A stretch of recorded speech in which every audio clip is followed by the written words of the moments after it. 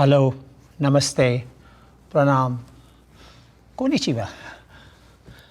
I'm Zakir Hussain, and I'm an Indian traditional musician.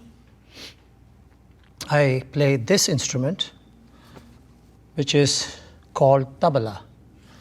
It is two instruments played as one. And I feel honored, humbled, and blessed to be receiving the 2022 Kyoto Prize for Arts and Philosophy. This is the first time that the great Innamuri Foundation has chosen to give this award to someone from India. And so, from my country, India, and all the musicians and artists and creative people living in there, I'd like to also offer my deep gratitudes.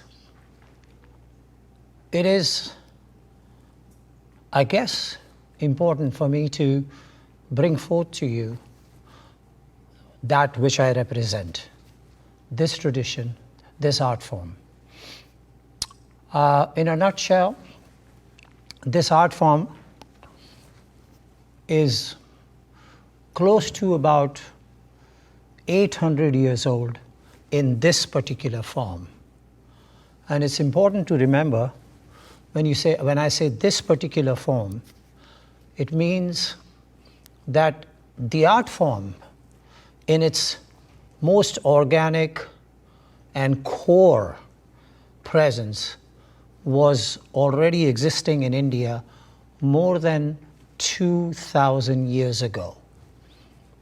But in the past 800 years, changes occurred and some sort of interaction took place between different cultures and different genres, and that allowed for the form to mutate and a new musical idea emerged. About 1,000 years ago, the form that we all used in India, which was performed all over in the palaces, in the temples, and for the people, was called Dhrupad. Dhrupad. This form, however, the one that I represent, was, you may call, a mix of two very prominent traditions of that time, 800 years ago. The temple Hindu tradition of India, which represented Dhrupad, Prabandh Gayaki, and the Sufi music of Islam that was called Kalbana and in present time known as Qawwali. These were fused together by one of the great Sufi sages of that time, Amir Khusro. And over the next 100 years or so, it was trying to find its feet, and when the idea solidified, a name was given to this particular musical form, and it was Khayal. Khayal means imagination. And one of the reasons why that was because in this art form, one of the important or salient feature is improvising, spontaneous thinking, being creative, using the elements that have been given to you, given the tools that have been provided. So that means right here on the stage, new ideas must emerge. And therefore, your imagination is something that plays an important role in the performance. So the name Khayal, which means imagination, was quite appropriate. So over the next few hundred years, the style developed, refined, and blossomed into being the premier form accepted in the North Indian classical music world. And many great masters came about, and as it happens, one master went from one part of northern India to another part of northern India, and his disciples went to other parts to spread the words. And so emerged, after assimilating information from these other regions that the maestros arrived, shades of this particular style. And so different schools were formed which integrated information, folk music, and that kind of thinking from the regions that they had come and settled in. So over the years developed 7 or 8 different schools. In tabla, which arrived much later, it's one of the youngest instruments, say maybe about 250 years ago, there are now 5 major schools that cover the length and breadth of northern and eastern India, from Punjab to Delhi to Ajrada to Farrukhabad to Lucknow to Banaras. It is, covering just about a swath of India which is close to, say, around 2,000 miles from one end to the other end. Now, the reason why I say this, northern India and eastern India, because below an imaginary line in India, there is a different style of traditional music known as Carnatic music, which uses different instruments, different way of projecting the music, performing the music, even though the repertoire that is used there is the same as the repertoire in North India. Now, being a country of almost 1 billion people, labor being very cheap, and no support from powers that be, whether it's administrations or palaces or whatever, it was difficult to be able to find good instruments and find instrument makers who could make them nicely. And when they did find them, it was almost impossible to actually gauge what was the amount that should be paid to them. So it turned out that the instrument makers were the one who suffered a lot, because labor being so cheap in India, they were being treated like house servants or a footman or something like that, and they were not being paid their due.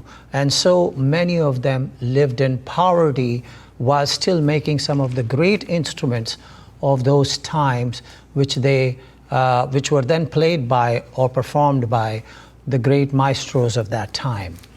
So that was one thing, that was an imbalance that occurred in the economic system of our classical music or our traditional music.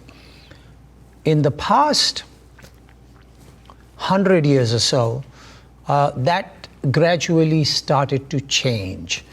And one of the reasons why the change occurred was in 1947, India gained its independence.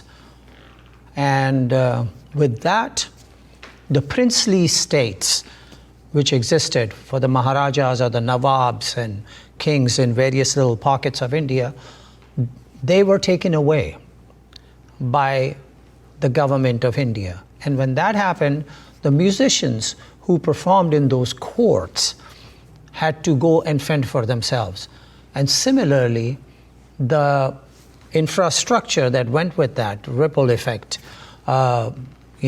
instrument makers, repairers, upkeep, and so on, they all had to go find another way to survive.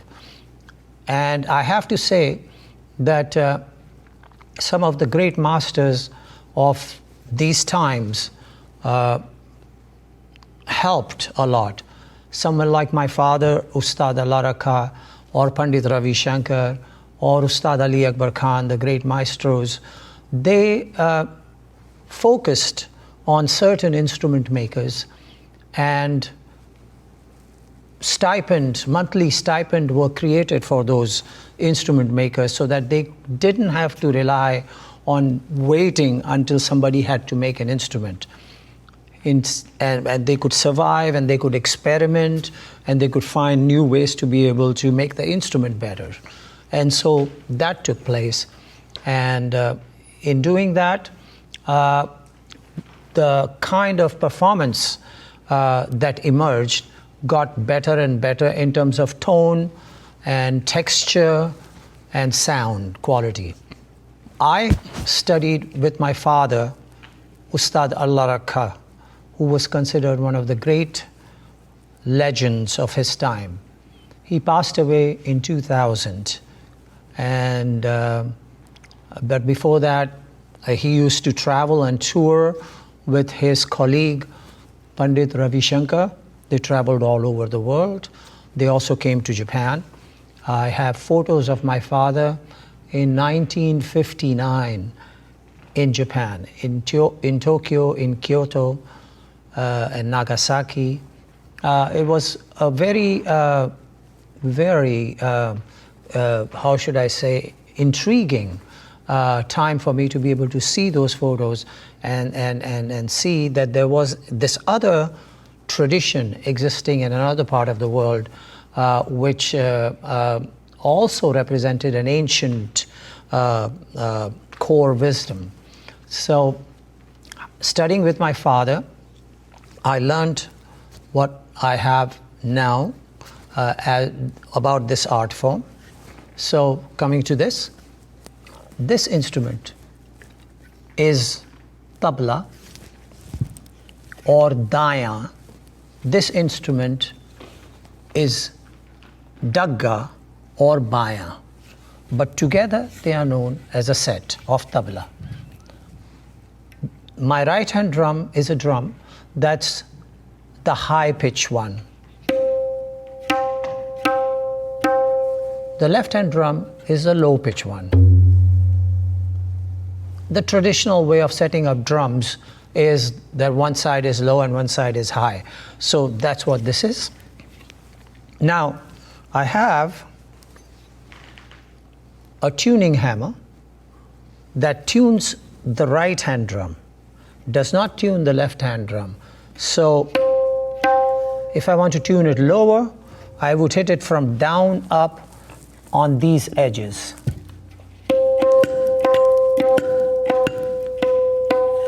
But if I want to tune it back to higher, I will hit it from top down.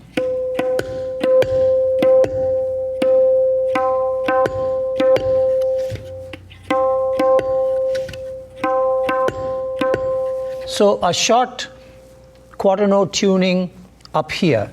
But if I had to tune a full note up or down, then I would use these pegs, which I will hit down to make the straps tighter so that I can tune it higher, or up to make the straps looser to tune it lower. That. This instrument, even though it's one surface, has different tones.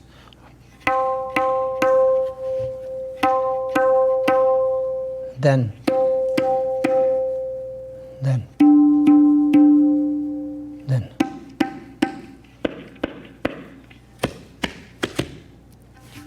Now those are basic tones. Now within the tone like this, there are different shades.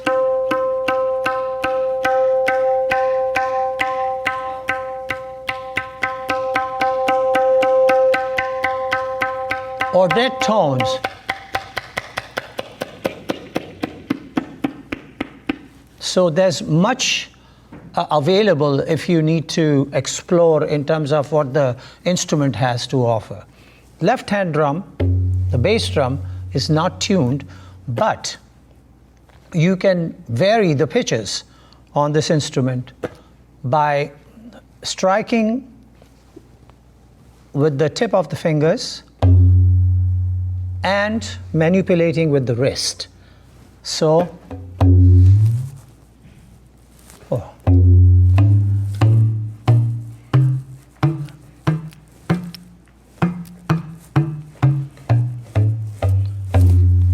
So you can actually play tones and pitches, and you can play slide notes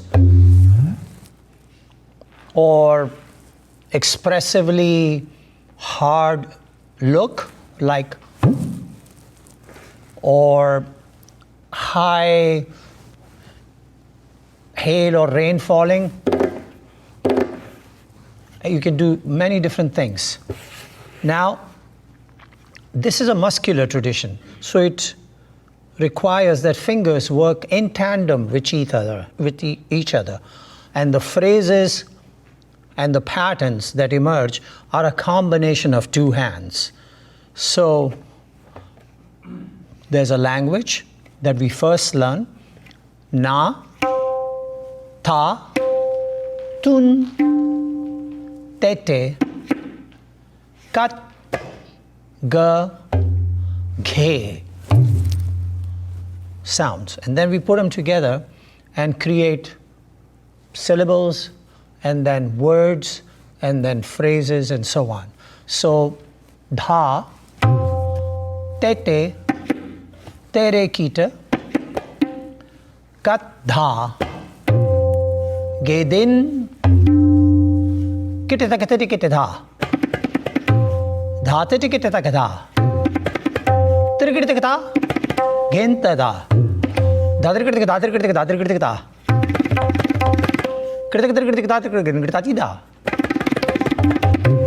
So you notice that it's a muscular tradition, so we don't have to whack the drum hard like a conga drum or a bongo drum or a djembe. It's a much more of a subtle touch interaction with the instrument, but yet you can get dynamically very soft or very hard tones, like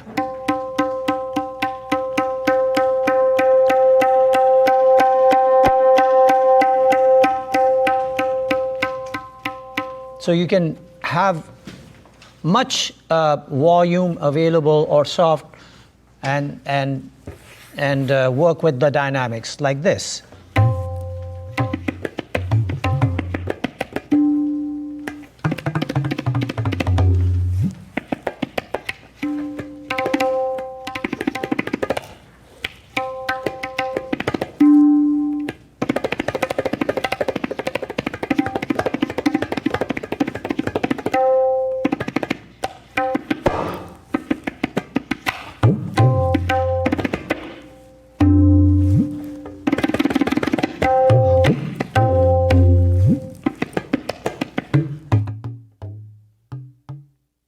So you can play hard, you can play soft, you can play fast, you can play slow, you can utilize the resonance of the tone to create different wavy sounds and wobbly sounds and so on. So in that sense, this instrument, tabla, even though it's just two little drums, has a, I would say, unlimited range of sound available.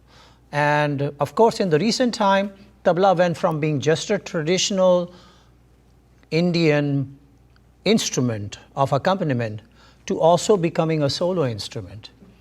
And now there is a repertoire that is being played by tabla players all over the world, where they actually go out and perform solo tabla performances for as long as 90 minutes or 2 hours. And one other little instrument called harmonium is used to accompany. That is a new development in tabla playing. Tabla players were at one time considered second-class citizens of the music world. So the main artist was the maestro, and the tabla player was basically an accompaniment. So that system was there, and the tabla player, obviously, even though it was a equal part of a performance, was not necessarily considered as someone who contributed in an important way to the performance. that changed since the late 1950s onwards, when three maestros, Pandit Kishan Maharaj, Pandit Shamta Prasad, and my father, Ustad Allah Rakha, formed relationship with three major instrumentalists of that time, Pandit Ravi Shankar, Ustad Vilayat Khan, and Ustad Ali Akbar Khan.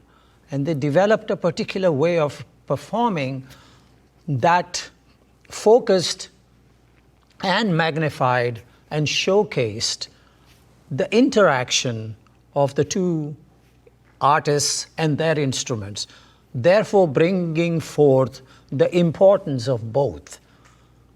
And because of that, the tabla players, because of these three giants, Allah Rakha, Shamta Prasad, and Kishan Maharaj, tabla gained status and visible importance in the concert presentations of India, and is now considered one of the main solo instruments of the North Indian tradition.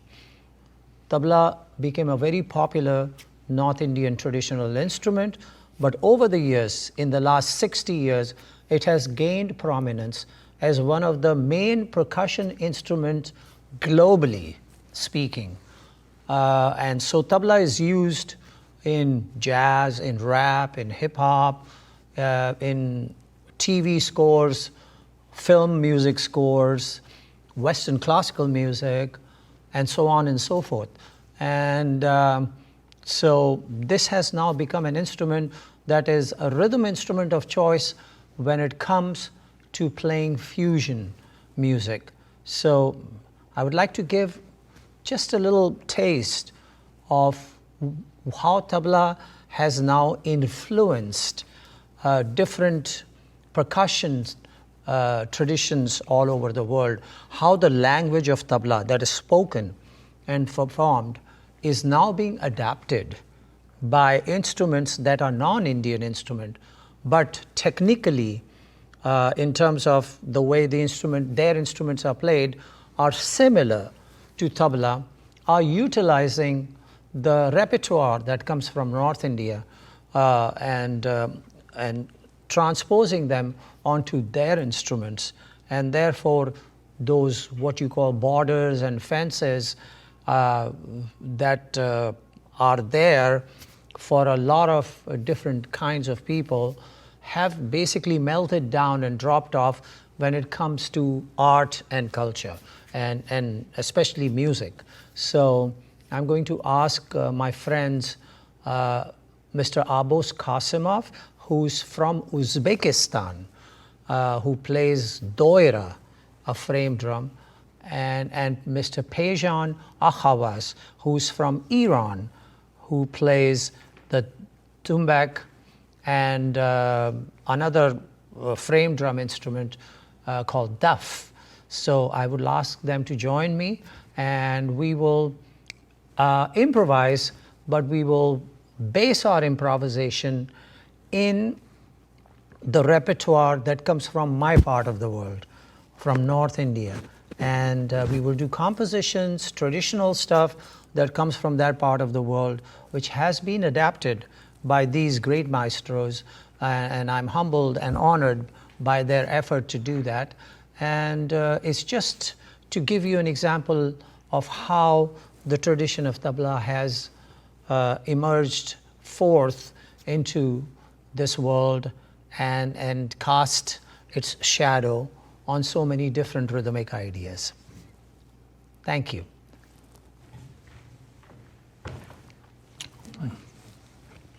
This is the tumbak, comes from Iran, and of course it has its own tradition of playing. Can you please?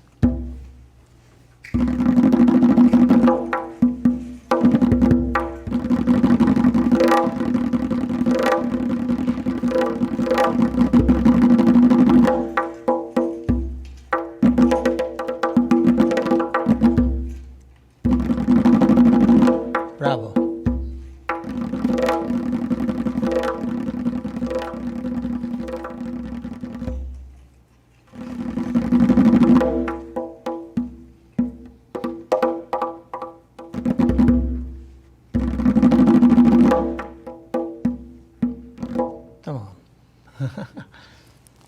Mr. Abbos Qasimov plays the doira from Uzbekistan. And again, it's a hand drum, just like tabla and the tumbak. But it's a technique which utilizes fingers, but he's got fingers where each one of his fingers is like 3 of mine. But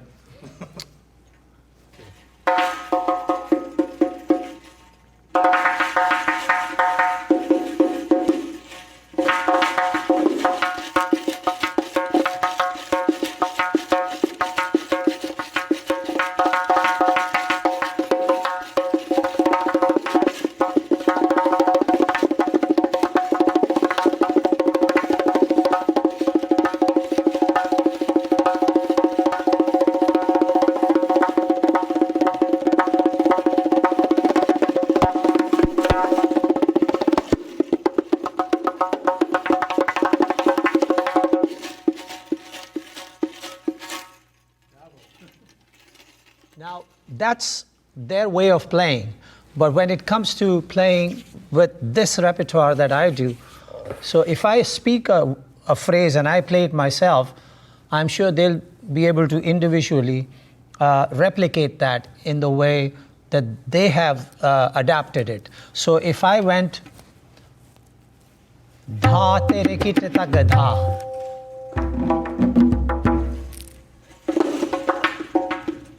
datraka datraka katraka datraka dinga dinga,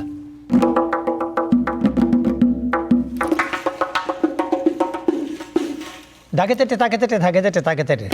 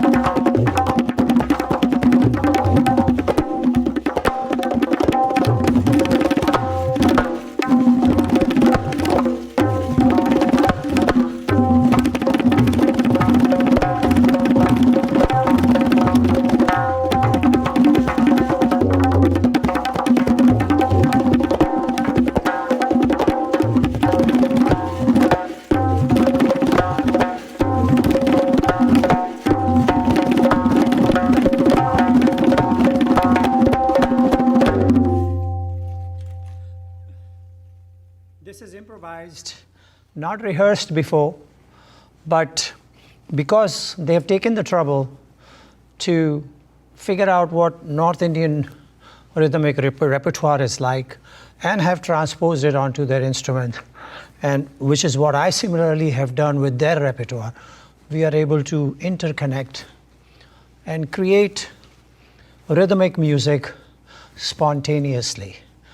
It is the thinking, I believe, in terms of art and culture and creativity and its ecosystem of the future. More and more artists all over the world are coming together to create music that relies on each other's culture, each other's language, but at the same time, not just presented by the representative of a particular culture and tradition, but opposite, moved, so that I'm Uzbek, he's Indian, and he's Persian, but now I'm Persian, or he's Persian and he's Indian. It's confusing if I speak this way, but musically, it's a creative process that is exciting and has created new possibilities of music to emerge, artists to connect, interact, and find a way to be able to be valid not only in their part of the world, but globally. And that's what makes me excited about the music world and where it's moving to.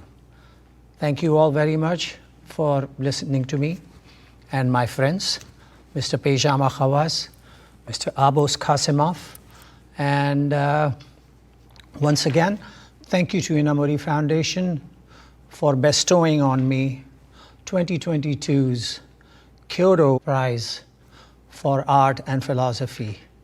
I hope that I will be able to, in time, emerge to be deserving of this great blessing bestowed on me. Thank you very, very much.